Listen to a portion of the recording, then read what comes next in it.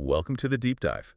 So, you sent us a fantastic stack of sources centered on these core principles of wisdom, and today we are really zeroing in on one of the most concentrated collections of ancient instruction out there, chapter 29 of the book of Proverbs. It's a great choice. And it's fascinating because this isn't some abstract philosophy. This is, high stakes political and personal counsel. It's designed to be applied when the stakes are at their absolute highest. And that context is so key for everyone listening. I mean, these are the sayings originally from Solomon, right? But they were compiled, organized by the scribes of King Hezekiah. We're talking the late 8th century BC. So this is a real historical figure dealing with real problems. Exactly. Hezekiah was a major ruler. He was enacting these sweeping reforms, facing down immense pressure from the Assyrian Empire. So this material, it wasn't just collected for a temple library. Yeah. It was specifically intended as a practical handbook for judges, for high officials, and frankly for parents just trying to raise responsible citizens in a pretty volatile world. So our mission today is, well, simple but crucial. We want to extract the core, timeless lessons on how power and personal character really interact. We're going to be tracking this single powerful idea. Which is? That character, whether it's the political integrity of a ruler or just the self-control of an individual, that is the engine that determines prosperity and order. We'll be moving from the big picture, a whole nation, right down to one person. It's such an elegant structure, isn't it? It shows that the macro health of a society is really just a large-scale reflection of the micro health of its citizens. Okay, so let's start right where the text does. The immediate impact of governance. Verse 2 draws this absolutely stark contrast, this instant feedback loop of leadership. Right. When the righteous flourish, the people rejoice.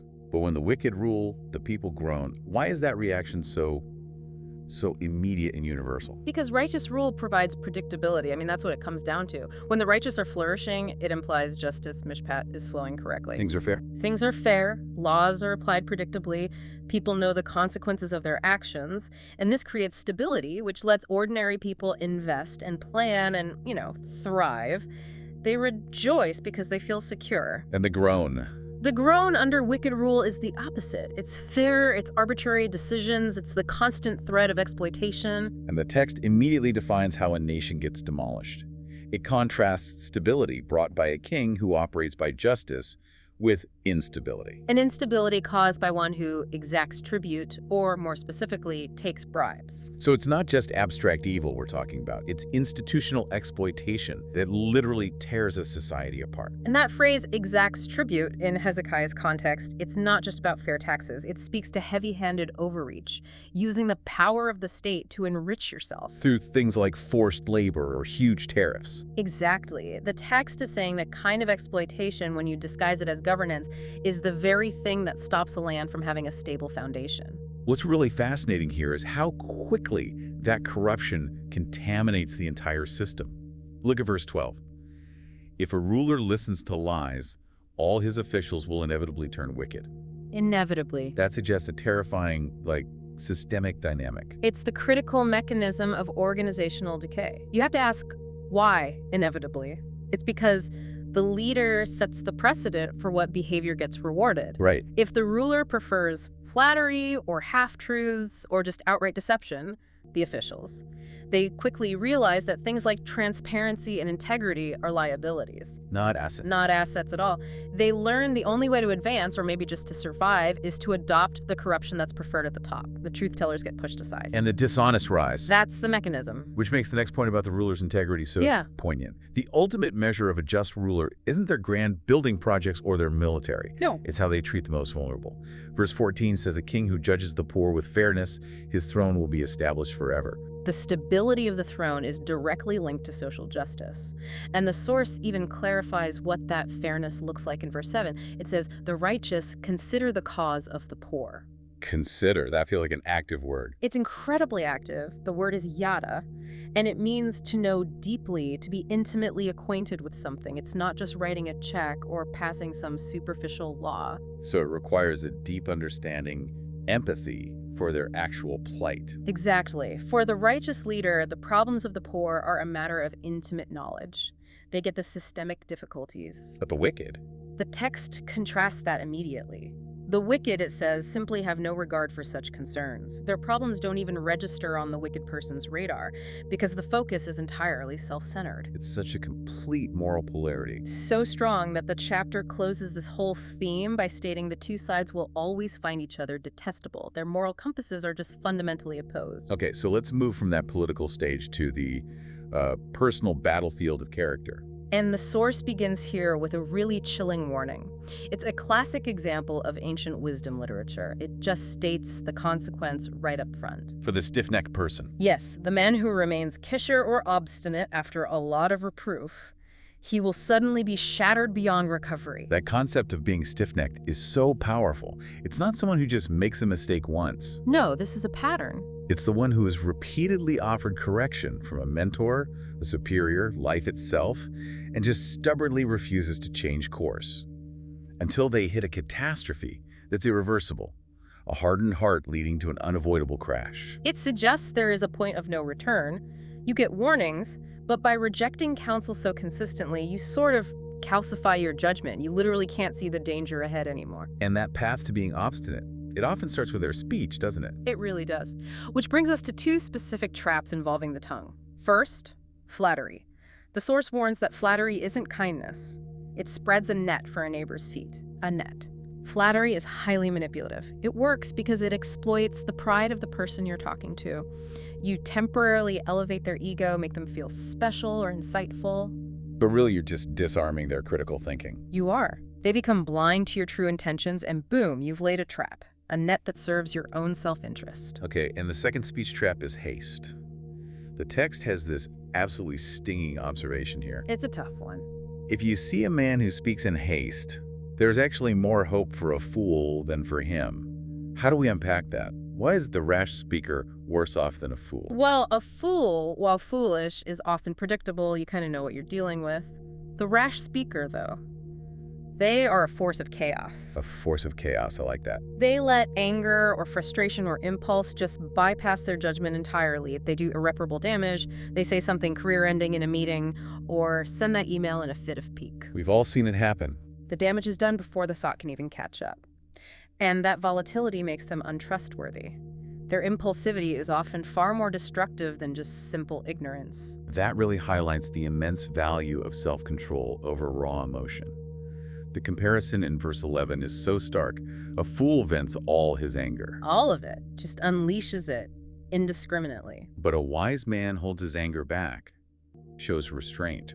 It's about knowing when to process and when to project. The angry man, it says, inevitably stirs up dissension and transgression because he is actively throwing fuel on the fire. Mockers inflame a whole city. But the wise turn away anger. They get that the highest form of self-control is using wisdom to de-escalate a situation. And we see that modeled so perfectly in other sources, like that anecdote about Gideon. Yes. When the men of Ephraim challenged him so aggressively, he didn't fight them with more angry words. He used a soft, humbling answer that praised their accomplishments. He diffused a potentially violent conflict, not just by controlling his own anger, but by strategically cooling theirs. And that strategic restraint, it brings us to the core personal pitfall the text identifies. Pride. A man's pride, gava, will inevitably bring him low. It's like the gravitational pull of ego. It always pulls you down. Whereas humility, conversely, ensures you obtain honor. It's the difference between grasping for status and actually being accorded respect.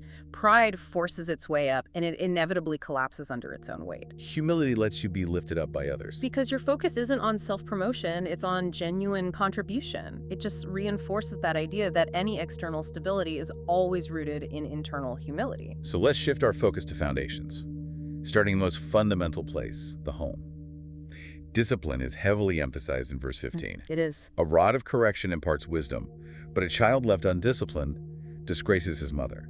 Now, this concept often causes a pause for people today, so we have to address what the original instruction meant in its context. We absolutely must. The archaeological and cultural notes here are key. They clarify that the rod here, shebet, is defined as a thin shepherd's staff. Okay, like from Leviticus. Exactly. The shebet was a tool. A shepherd used it for counting the flock, for steering a wandering sheep back onto the path. And for protection, or a light tap to guide them. Precisely. So it emphasizes corrective guidance and steering, not harsh punishment. The purpose is to impart wisdom, which means steering the child toward understanding consequences and toward righteousness. So it's painful in the moment, like any course correction is. Of course. But it's ultimately purposeful training, and the text drives home the long-term emotional payoff. Discipline your son, and he will bring delight and rest to your soul. It connects back to that idea that discipline, though not easy, yields the peaceful fruit of righteousness later on. And if that kind of structured, purposeful guidance is missing in the home, you start to see that lack of structure bleed out into the wider society. Which leads us right to the critical principle that sustains societal order. Vision. Verse 18, where there is no vision, or shazon, the people cast off restraint. Or, as some translations say, they perish. We have to define shazon correctly, though. In this context, it isn't just an organizational mission statement or a 5-year economic plan. Right. Shazon refers to prophetic insight or divine moral guidance.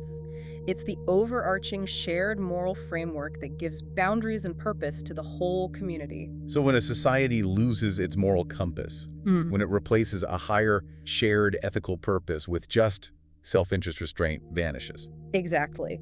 The people cast off restraint because there's no authority higher than their own desires. There's no shared belief system holding the community together. Order just collapses from the inside out. Blessed is he who keeps the law. Because the law provides the boundaries, the very things that protect people from the chaos of their own unrestrained passions. You know, this entire chapter connects the health of the ruler, the individual, and the home.